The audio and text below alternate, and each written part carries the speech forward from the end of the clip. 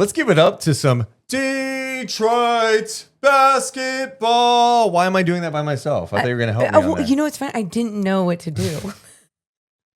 Of course, our postseason coverage presented by our friends over at Sentivo Vineyards and Winery. Talking about game 2, Pistons go to Madison Square Garden and do something they have not done in 17 years. And that's win a playoff game. Hey. They win 100-94 against the New York Knicks. That was fun. I guess, you know, the Pistons win was fun. You're already going to complain? I don't have to complain. We can talk about the good stuff first. The good stuff. How about this? Cade Cunningham is unbelievably talented. This guy is 23 years old. He's a big-time player. 33 and 12 in this game. Got to the free throw line. Got to the rim so many different times. I mean, his strength. But go back and watch some of his plays finishing at the rim, and I'm just like, how? Yep. How? You as an individual, how did you do that over these long arms? It would be high off the glass. It would be him battling through bodies. When times that they needed someone to finish in the paint, Cade Cunningham was doing just that. What a tremendous game. Yeah, it was outstanding. And the Pistons just show their toughness. You know, I felt bad for them after game 1. You watch game 1, you're like, dude, they had that game. And they kind of played similar style in that game, right? They did. And they allow a 21-0 run to the Knicks, and you're like, dude, that was just, they folded, maybe inexperience, whatever. And, you know, sometimes you got to go through that shit. But when you're looking at the first experience with this group, to get one on the road in a hostile environment, in a tight game down the stretch. That's what I was going to say. They stayed composed during frustrating moments, hit big-time shots.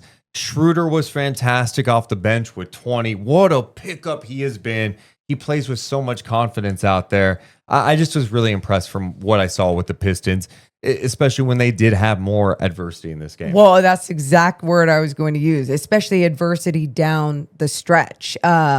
You know, in that environment, you mentioned all those different things, but it was looking just like the last game that they lost. Yep. And so for them to just battle through, like you said, I'm using all the same words that you're using, staying composed and everything, but just like really thinking back at this game, I go, wow, they just looked so mature out there. They looked so experienced in those moments when Jalen Brunson's getting frustrated and getting every single call by throwing his body to the ground or whatever. By the way, by throwing his body to the ground, but by also being a dog and going to the basket and getting them a bucket, getting the Knicks a bucket when they needed it as well. And the Pistons were like, okay, cool. This is a team sport.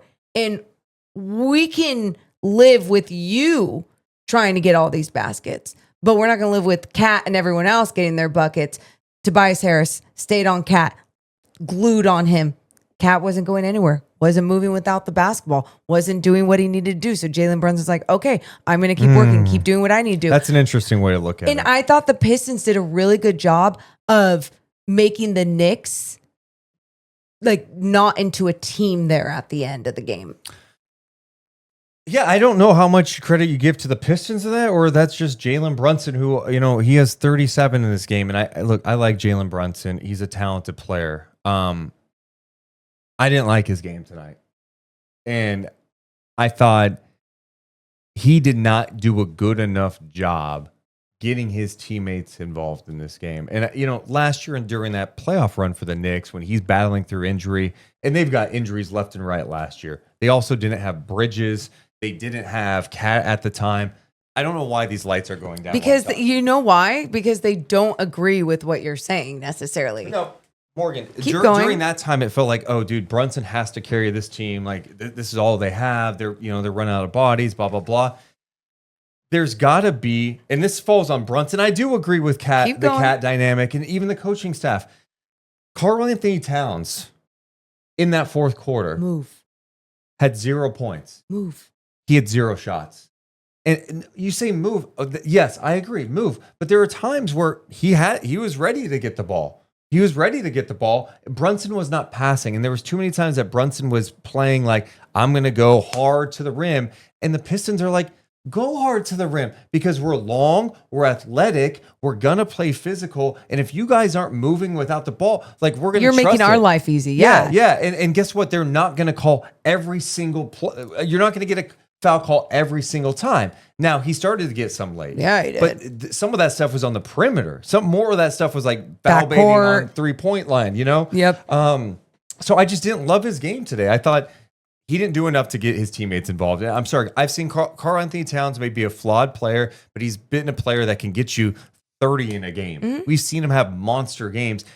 Him not getting a shot in the fourth quarter, he's got to do more for sure. He's got to speak up. It's a little bit on him. But Brunson, he's the guy with the ball. Like during a timeout, the conversation needs to happen. You cannot have a game where Karl-Anthony Towns takes 11 shots. Mikal Bridges took 18. Okay, whatever. He was inefficient, 8 of 18. Brunson took 27 shots in this game. He also took 11 free throws. He had the ball the whole game. I felt like he was playing stubborn, and it wasn't my favorite style. I'm not even. I want you to respond to that, and then we'll talk about the You're foul being like baiting. Jalen Brunson right now, like where you're just like, okay, I'm Here, gonna keep Kat. talking. Oh, you sure? Take the Are ball. you sure? Take the ball. But see, and this is what Kat was doing. Are you sure? Are you sure? No, keep moving and take that ball away from him. I'm gonna take the mic away from you. You play point guard. You play point guard. Okay. Part of your job as a point guard is to motivate, to get guys to their spots, and to get on people if they're not. But also, when you're a scoring point guard and you know what you're capable of, it's also trying to find that balance of that mindset, right? And I felt like Jalen Brunson didn't find that balance. Absolutely did not find that balance. But I also felt like his teammates weren't making his life easier. It got stagnant. Right. But also, and that's where I also give love to the Pistons because they didn't let up. Like, just because the Knicks offense was getting stagnant, they were still like, Tobias Harris was still like in denial at times on Cat or whatever else, you know, like just like they're making their lives harder. Yeah. And it's easy to do that when people are staying still. What? I'm calling bullshit on the Tobias Harris Cat defense thing. Did you not see it when he was in the corner? And then he's like pushing him out of bounds baseline? Yeah, but that's also, like you said, it's also on Cat getting the... Cat's a big man. Yeah. He can overpower Tobias Harris. But that's my point. And when that happened in the first quarter, when Cat was posting him up, Durant was helping off. And then what do you let... Then Cat can make some decisions. That's my point. It was the mixture of all of it. Like, that's what, did you hear that? The balance of Jalen Brunson. It was the Cat not moving enough or getting frustrated when he wasn't getting the basketball. And it was someone like Tobias Harris even playing some good enough defense because he was like, oh, cool. You're not going to move? Well, I'm just going to keep playing super hard because I want this more than you. Yeah, the Knicks let him off the hook today. You know, I thought that the Pistons played their asses off. And to your point about Harris, 13 rebounds for him in this game. That's toughness. They out-rebounded the Knicks by 14. It was 48-34. I mentioned Cunningham had 12. Jalen Durant had 13, a double-double for him, along with 3 blocks. He had 12 points, 13 rebounds, 3 of 4 shooting, 6 of 6 at the free throw line. Shout out to our friends over at Medic Ambulance. We are thrilled to team up with Medic Ambulance, the trusted name in emergency medical services across Northern California. From life-saving responses to being the team behind the scenes at your favorite events, Medic is there to serve. Medic is the official emergency medical response partner of Sac Republic and Sac State Athletics. Learn more at medicambulance.net. Also presented today by our friends over at Centivo Vineyards and Winery. We love being partnered with Centivo Vineyards. I mean, they're family owned. They have fantastic wine, some of the most amazing wine, actually. And you can go to CentivoVineyards.com and grab your own bottles if you need a white for the summer, or maybe at night you just like a nice little cab, whatever it is. Plus, they have a tasting room that is coming up this spring. So make sure to be ready in the Fairfield area to go there. But until then, you can go to CentivoVineyards.com. The last thing on Brunson, and this just, I'm sorry, and this is not just on him. Like, I get it. You know what? You're trying to create contact. You saw a first half where the Knicks shot 2 free throws and the Pistons had 14. There's maybe an assertiveness from Brunson that was like, hey, I'm going to set the tone here and get some calls, and maybe I could frustrate the Pistons a little bit. The officials have to do a better job. I think what hurt Detroit tonight late was the fact that Asar Thompson fouled out after 21 minutes. When he was out there, he did a hell of a job on Brunson to make life more challenging. And when he wasn't out there, it allowed for Brunson to target maybe someone like Tim Hardaway, maybe liking matchups with Schroeder, kind of go hunting out there. Thompson is, for the Thompson twins in general, are just athletic freaks who can guard, and they're smart defenders at a young age. I wrote this down. 4:55 third quarter. Brunson and Thompson get tangled up. Okay. And I could be wrong on this one. Okay. My vantage point from my couch. Yeah. Thompson had his arms up. Brunson's like kind of hooking him. Oh, in the backcourt. In the backcourt. Kind of hooking him. They get tangled up or whatever. Brunson literally begs for the call after they're already not tangled anymore. And he looks at the official and goes, whistle. And then he's like, no, you know what? You're right. Tweet. It was not a good look. So they challenge it. They review it. They say he was not in legal guarding position. It was bullshit. I don't know what the legal guarding position is. Yeah. Okay, like that's frustrating. Then 77-68, Pistons are up, right? Thompson picks up his 5th foul. He looked like he was on legal guarding position again, defending Jalen Brunson. And it was just, you just see these sequences. You're like, they're going to have a hard time winning with him off the floor. 5:34.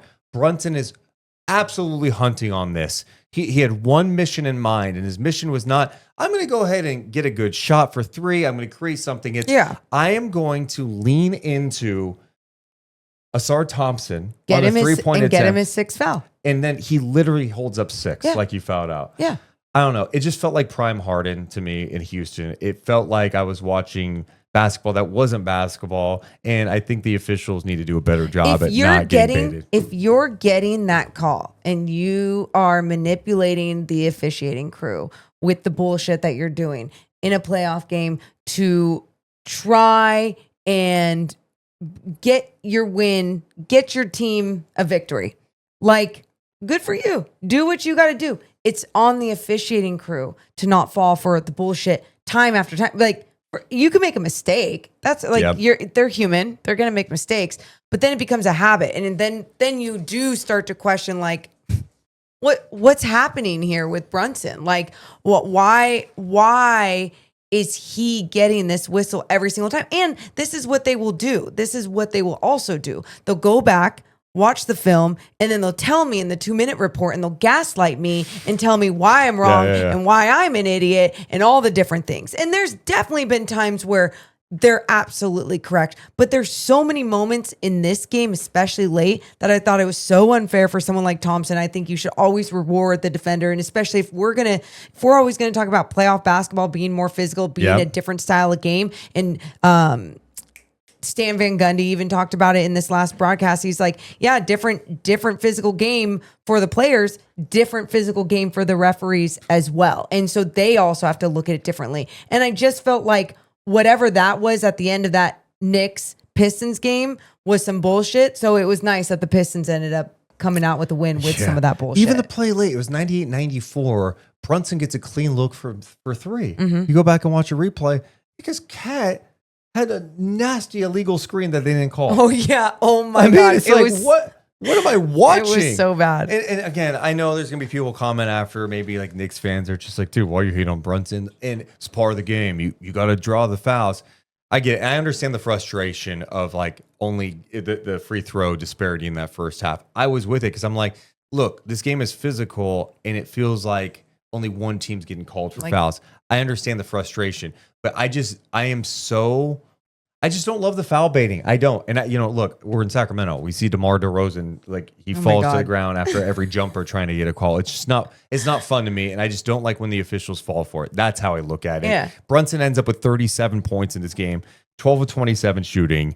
He had 7 assists. He also had, I believe, 6 turnovers in this game. Look, Brunson is better than that. But at the same time, when you also are trying to, I guess, if something isn't working for you in a game, then you got to adjust it. You got to change it. And he's like, okay, I'm going to try this.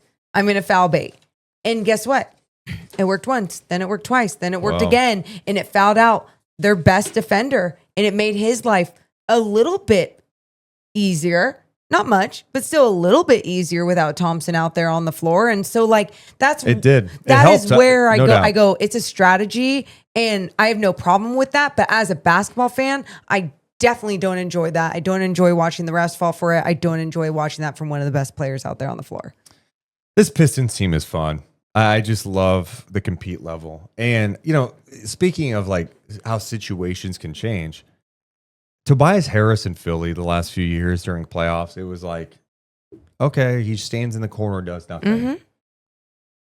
He goes to Detroit, and in the first 2 playoff games, he's been pretty impactful. Seeing him attack the glass, using his size, he ends up playing 43 minutes in this game. Seeing the young guys like Cade Cunningham on this stage for the very first time after dealing with some injuries, to see him play like he is, where you're like, dude, is this guy like a top 10 player in the league? Jalen Duren's been great. Oh my God. Hardaway tonight couldn't make anything. It was And one then of defensively, he was being hunted. Yeah. 0 for 8, 0 for 6 from downtown. We mentioned Schroeder a bit ago. What a pickup from Golden State at the trade deadline, and what that has meant to them to have a guy that isn't afraid of the moment at all. Well, and when he stays under control too, you just see how much value he has as like a manager, a floor manager out there, a point guard, right? And for him to also be impactful on the offensive end, 3 of 5 from beyond the arc, 20 points like we mentioned, but to also get to the free throw line. Like he was making the Knicks defense have to think twice, shift from left and right. How many points did they finished with 46 points in the paint as a team, and I just thought they did a great job of making sure that they were getting those offensive rebounds. They had 12 as a team for 13 second chance points. Like the effort was there, but the physical play all 4 quarters for this Pistons team, and then to stay mentally locked in when that adversity hit. Every single player, even Schroeder, like he got chippy or what, not even chippy, just was like jawing at Hart for a second because he thought Hart had thrown the basketball at him, but it was really an official that threw it his direction. And I'm just like, yes, this competitive nature alone from everyone on that roster, it's beautiful. It's also crazy to see a game like this where the Pistons shoot 6 for 27 from 3, 6 for 27. That's 22%, and they still they win. 100 points, but that's, when you can defend like that. They got to the line too, 28 of 34 at the free throw line in this game. Just physicality galore. And those rebounds. You mentioned this, plus 14 on the rebounds too. Let's see what the offensive rebounds tonight. Yeah, I said that. 12-7. Yeah. Okay. And this was a night where Beasley didn't knock down shots from 3 either. He was 1 of 8, So from the Knicks, one last thing on the Knicks, a couple more things on the Knicks. Yeah. The bench just got nothing from them besides turnovers. I think, and they didn't play heavy minutes. 4 turnovers off the bench in this one. And you think about game 1 where they had impactful minutes from Campaign. Well, he ends up playing 4 minutes in this game. And and again, when you're only playing 4 minutes, like how are you? We talk about Brunson finding that trust in his teammates, but Tibbs also doesn't have that trust in his bench. And if you make a mistake or you do something wrong, like you might not see the floor again. And that situation happened with Campaign. We've seen Shamet go off, but again, in 5 minutes of play, what are you supposed to do? So it's playoff basketball. You shorten your rosters anyway. But that's where someone and not to put it all on Jalen Brunson at all, but he is a leader. Yep. Like he is someone that carries so much on his shoulders with his ability to lead through his actions, but also just with his presence and his voice. And I think he as an individual will make the right adjustments to make sure that he is providing more for this team by including everyone on the offensive end. But they got to move the ball. And I know, the defense is good, but I understand the Pistons defense is good, but OG has to be aggressive. Like we've seen the glimpses. Like, oh shit, when he's aggressive like this, goes to the rim. Yeah. Cat. Yeah. They have too many veteran guys to not speak up in this situation and go, dude, that offense, their offense should not be a problem, is my point. Yeah. Even if it's a little more challenging against the Pistons defense, it should not be. They have a lot of dynamic scorers out there. Cat's ability to stretch the floor, his size advantage. I'm going to be interested to see what game 3 is like. What do you think that atmosphere is going to be like in Detroit? First playoff game in 17 years? We remember. We know what that's like. Oh, my God, dude. And it was special. It was special. Yeah, I guess it's not their first playoff game in 17 years. They had their first playoff. I was going to say that math does not make sense at all. Playoff It's win. been a while since they've had a playoff home game, right? Yeah. The Kings had that long 16-year playoff drought, us being in Sacramento. That first playoff game, game 1 in 2023 against Golden State, was absolutely electric. Yeah. It was I remember the players talking about it and coming out of the tunnel and just being like they had never heard anything like that. And when you have a fan base and a crowd that hasn't been able to really share their emotions to the fullest in that many years, like you're going to feel it. Yeah, it's going to be there. The last time they made the playoffs before this year was 2019. Then they went in 2016. So yeah, they just had their first playoff win. Yes, in 17 years. Yeah, that's crazy. That's pretty. That's crazy. But I think the emotions going into that game, like one, it's like you're so bad last year with the long losing skid. Expectations not super high. You get to the playoffs and it just feels like, hey, we got to the playoffs. It feels awesome. Like that's success. But now, like you win a game on the road, you're coming back and you're like, dude, I kind of want it. I'm kind of believing now. Could we make some noise? And so I think that's just a cool feeling for a fan base to have. And I'll just never forget that first playoff game in Sacramento in 2023 and how magical, like 30 minutes before the game. Embrace it. Yes. Don't celebrate it to the fullest. Never forget it because you never know when it's going to happen again. Hi, we live in Sacramento. Let us know how you're feeling about this series. Tied up at 1 apiece, headed back to Detroit. Let us know in the comments below. Hit the thumbs up and subscribe. Deuce and Mo. Deuce and Mo. Deuce and Mo. They tell you what they know. Deuce and Mo. Deuce and Mo. Deuce and Mo. The podcast that you know.